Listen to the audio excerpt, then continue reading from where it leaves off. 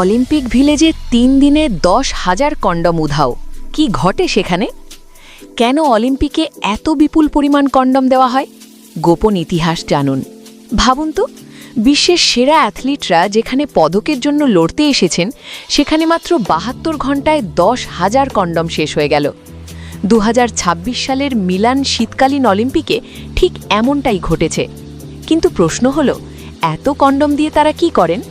এটা কি শুধুই ব্যক্তিগত ঘনিষ্ঠতা, নাকি এর পেছনে লুকিয়ে আছে অন্য কোনো বড় কারণ? ইতালির মিলান ও কর্টিনায় শুরু হয়েছে ২০২৬ শীতকালীন অলিম্পিক।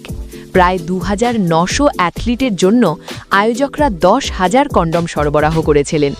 কিন্তু অবাক করা বিষয় হল, গেম শুরুর মাত্র ৩ দিনেই সেই স্টক শূন্য হয়ে যায়।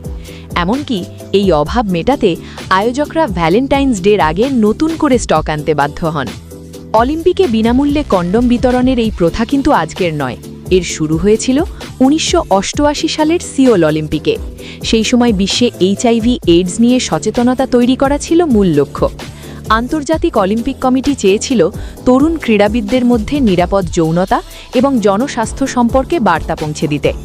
এরপর থেকে এটি অলিম্পিকের একটি অবিচ্ছেদ্য অংশ হয়ে দাঁড়িয়েছে। অনেকেই মনে করেন ক্রীড়াবিদরা সব কন্ডম ব্যবহার করে ফেলেন, কিন্তু আসল সত্যটা একটু ভিন্ন। অলিম্পিক ব্র্যান্ডেড এই কন্ডমগুলো অ্যাথলিটদের কাছে একটি অনন্য সুভেনিয়ার। অনেকে এগুলো সংগ্রহ করে বাড়িতে নিয়ে যান বন্ধুদের উপহার হিসেবে দেওয়ার জন্য। অ্যাথলিটরা বছরের পর বছর কঠোর পরিশ্রম করেন। প্রতিযোগিতার পর শরীর ও মনের চাপ কমাতে সামাজিক ঘনিষ্ঠতা একটি সাধারণ বিষয় হয়ে দাঁড়ায়। ২০২৬ অলিম্পিকের শুরুর দিকেই ছিল ভ্যালেন্টাইন্স ডে, যা এই চাহিদাকে আরও বাড়িয়ে দিয়েছিল। ২০২৪ প্যারিস অলিম্পিকে প্রায় ৩ লক্ষ কন্ডম বিতরণ করা হয়েছিল, আর ২০১৬ রিও অলিম্পিকে এই সংখ্যা ছিল রেকর্ড ৪,৫০,০০০।